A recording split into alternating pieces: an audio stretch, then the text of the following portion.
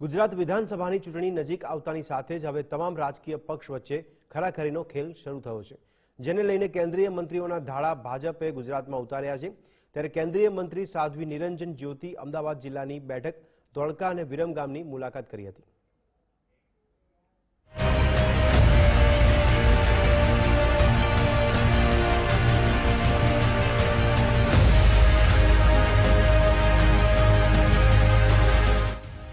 બે 2022 વિધાનસભાની ચૂંટણીને લઈને દિલ્હીથી કેન્દ્રીય મંત્રીઓની ટીમના ગુજરાતમાં ધામા છે।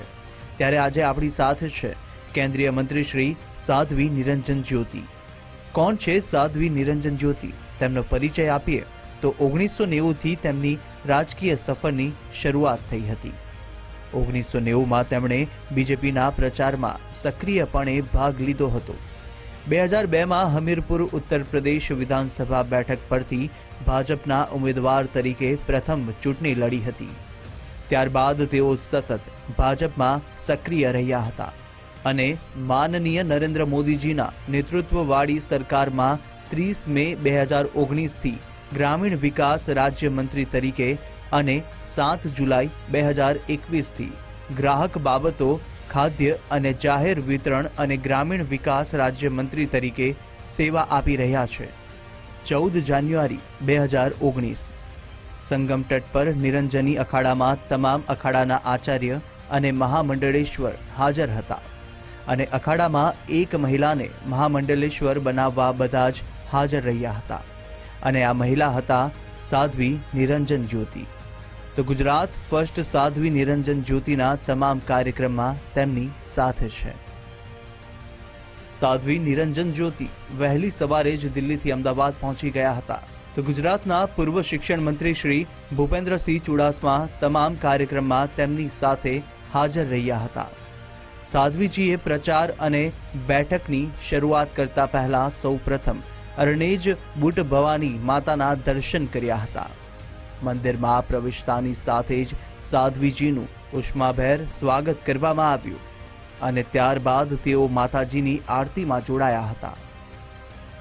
ત્યારબાદ સાધ્વીજીએ મંદિરના ટ્રસ્ટી સાથે વાતચીત કરી હતી અને વાતચીતમાં તેમણે સ્વયંભૂ ગણપતિની જાણ થતાં તેઓ ગણેશ મંદિર દર્શન માટે નીકળ્યા હતા।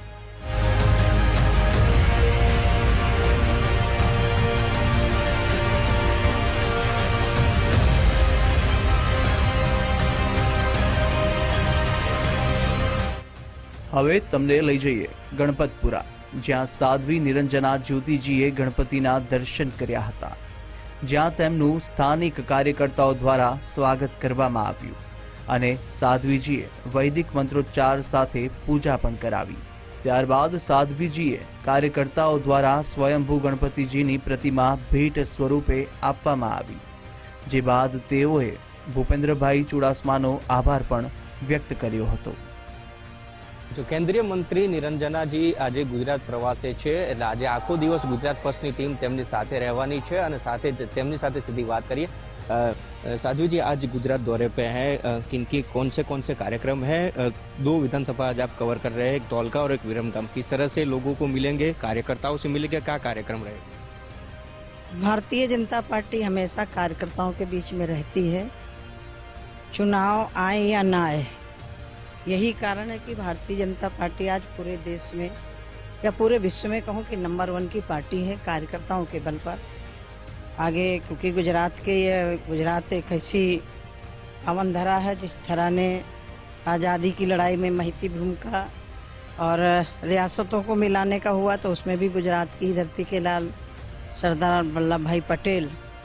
और आज भारत का मान सम्मान जो विश्व पटल पर बढ़ा है, उत्तर प्रदेश के सांसद और गुजरात के लाल हम सबके अग्रज नेता आदरणीय नरेंद्र भाई मोदी जी के नेतृत्व में जिस तरह से देश विकसित हो रहा है, गुजरात एक पूरे देश में मॉडल के रूप में प्रदेश उभरा है, चाहे वो रोजगार देने के मामले में हो, कृषि के क्षेत्र में हो। और मुझे लग रहा है कि सबसे ज़्यादा औद्योगिक क्षेत्र यदि कहीं है तो गुजरात में है।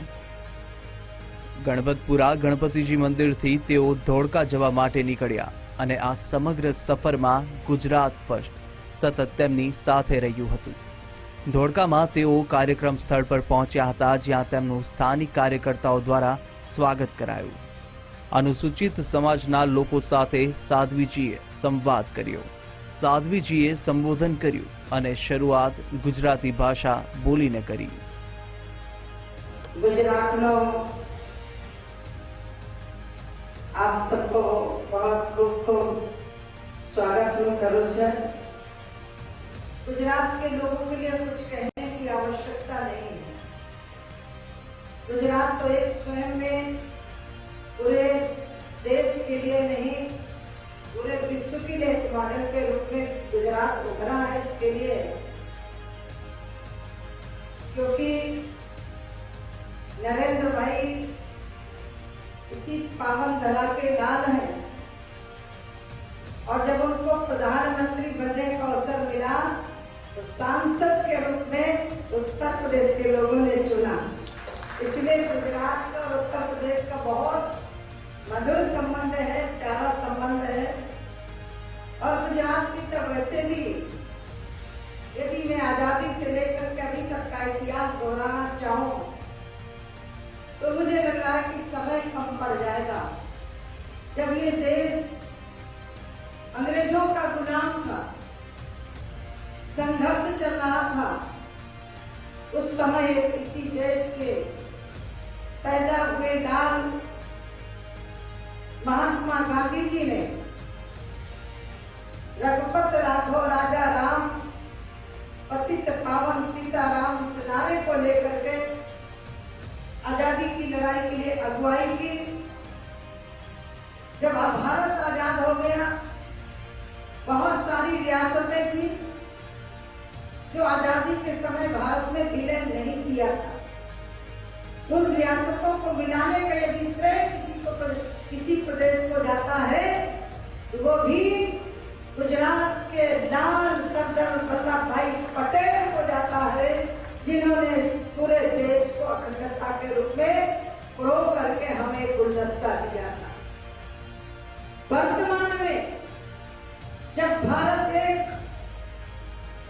विश्व के पटल पर जो भारत को देखना पसंद नहीं करते थे,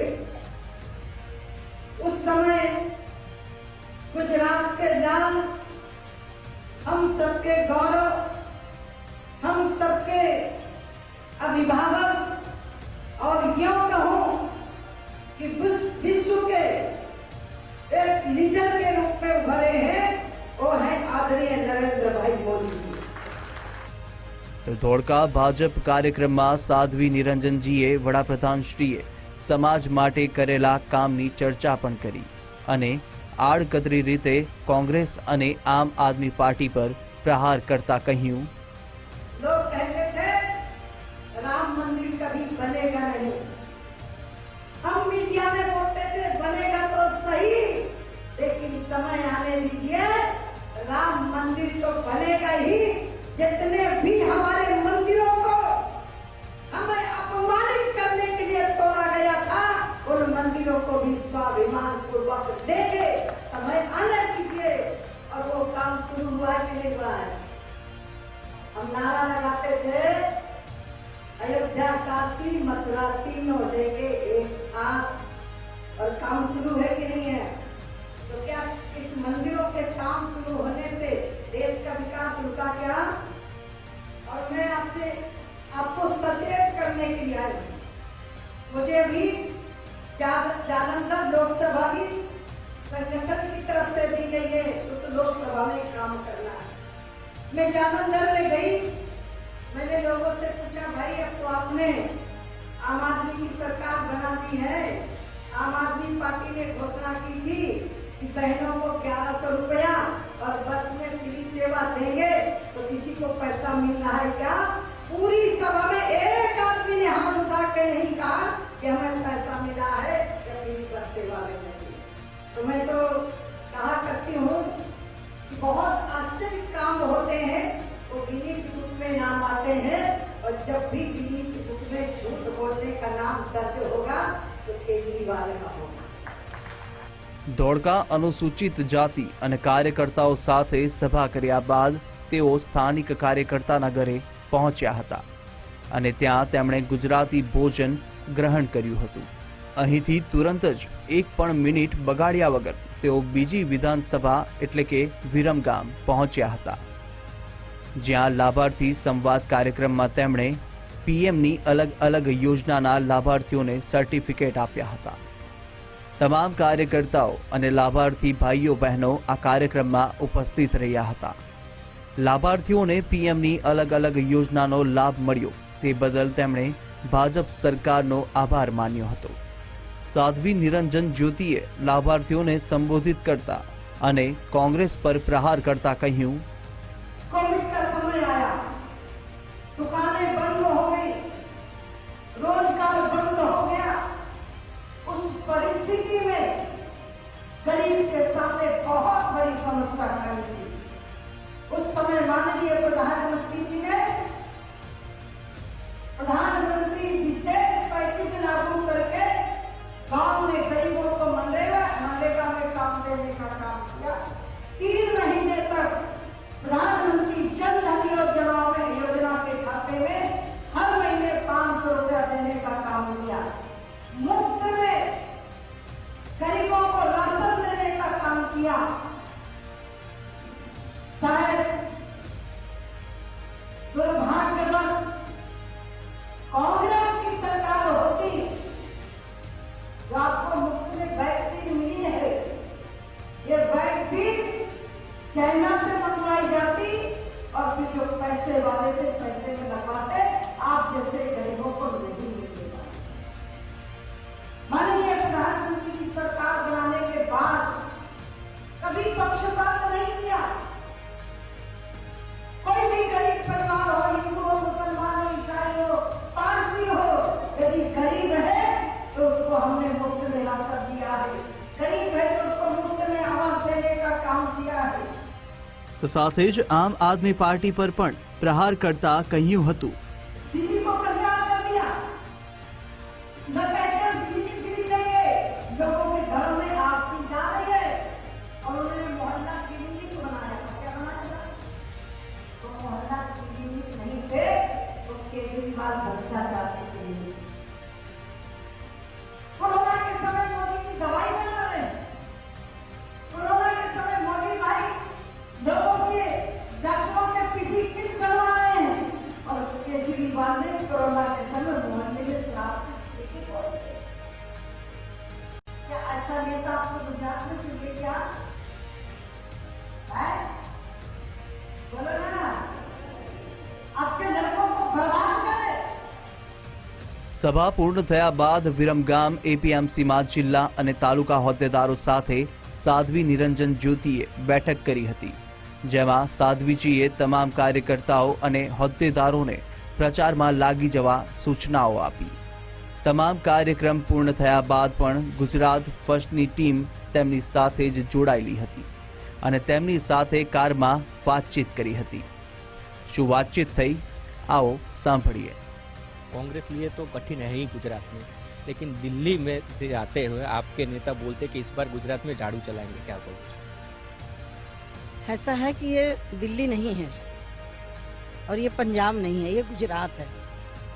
उत्तर प्रदेश ने जैसे झाड़ू को साफ कर दिया उसे गुजरात भी यहाँ से झाड़ू यहाँ से साफ होकर चला जाएगा, झाड़ू नहीं बचेगा। और आज मुझे अभी जो जानकारी मिली 5 तारीख को आम आदमी के मंत्री ने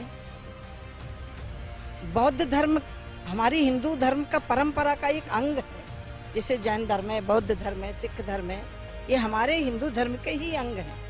धर्म किसी का स्वीकार करना गलत नहीं है, लेकिन किसी धर्म स्वीकार करने की आड़ में देवी देवताओं को गाली देना और इनके तो नेचर में है भाई। सीधे केजरीवाल ने कहा था कि मैंने माँ से पूछा कि माँ राम मंदिर बनना चाहिए कि नहीं बनना चाहिए, तो केजरीवाल ने कहा था कि मेरे माँ ने कहा था जो अन्यायपूर्वक जमीन अर्जित की गई है उसमें राम कभी स्वीकार नहीं कर सकते। और जब माँ राम मंदिर का माननीय प्रधानमंत्री जी ने शिलान्यास कर दिया, वही कहने लगे कि हम राम अब उत्तर प्रदेश के चुनाव में हम सबको अयोध्या की यात्रा कराएंगे। तो मैं तो इतना कह सकती हूँ कि केजरीवाल जैसा व्यक्ति झूठ बोलने वाला दुनिया में कोई नहीं मिलेगा। 6 વાગે તેઓ વિરમગામથી નીકળી અમદાવાદ એરપોર્ટ પહોંચ્યા અને ત્યાંથી દિલ્હી જવા રવાના થયા હતા. કેમેરામેન તુષાર શાહ સાથે ઉમંગ રાવલ, ગુજરાત ફર્સ્ટ.